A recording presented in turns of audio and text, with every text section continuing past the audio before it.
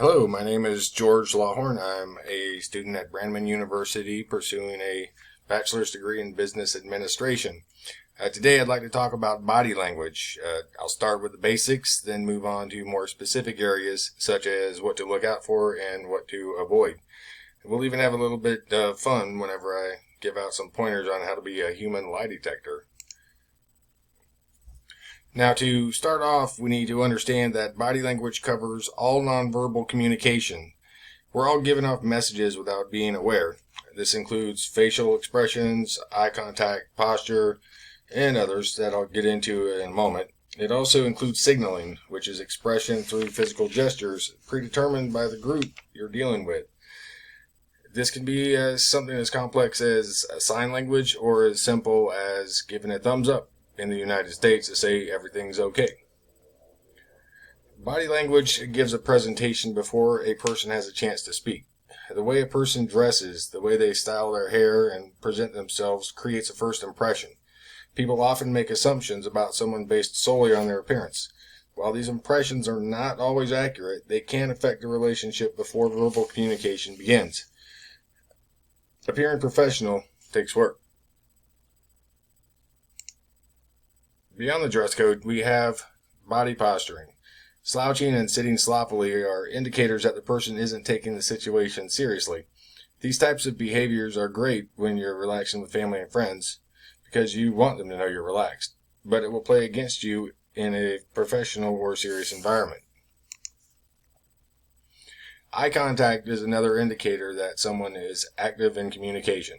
Staring off into the distance shows a lack of interest, but relentless eye contact lasting over 5 seconds can make people uncomfortable. Staring can be seen as an attempt to dominate. It could also be interpreted as a romantic interest. A good rule of thumb is to keep eye contact for about 50% of the time while you're speaking and about 70% while listening. It takes practice, but using eye contact correctly will strengthen communication skills. Hand gestures and arm movement also have an effect. Sudden movements and pointed fingers can be alarming, even threatening. Using broad control arm movements with open hands will display friendliness. Having your arms crossed and a closed body appears defensive, even sending the message that you feel attacked. If you find yourself in that position because of a cold room, it may be to your benefit to clear that up. When speaking in person, be aware of differences in culture. People have a variety of opinions on personal space, even speaking volume.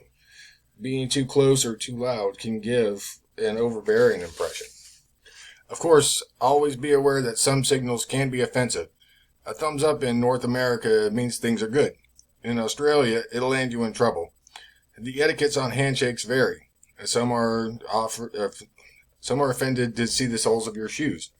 A little research can go a long way. And over time, signals can even change. The OK symbol, which we all grew up with, has recently started to be used by white supremacists to signal each other. They say the fingers form a W and a P, standing for white power. Again, 2020 ruins everything. And as I promised earlier, I'd like to go over one aspect of body language that I feel terribly interesting: lie detecting. Now, please hear me out and understand that I am not an expert on this subject. Please do not hear what I'm saying and start accusing everyone of being liars. It is a very complex study of behavior and cannot be wrapped up in a matter of seconds. I'll start by busting a myth. It's not all in the eyes. There's a popular belief that a right-handed person glances to the right when they're constructing a memory or lying, but glances left when recalling a truthful story. It's been tested and proven not always true. Variables affect things like things in the environment or the mental state of the person speaking. The only real consistent eye pattern in people not telling the truth is prolonged staring. As mentioned earlier, that is a behavior of someone trying to dominate. They also want to absorb every reaction and adjust accordingly. Other body languages get misunderstood as well.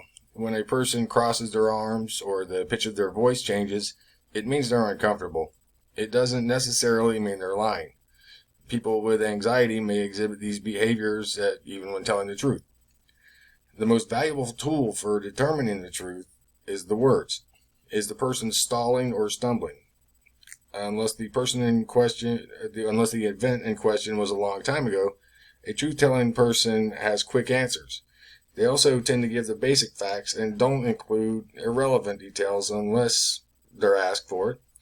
A liar tends to launch into a prepared story full of unnecessary details.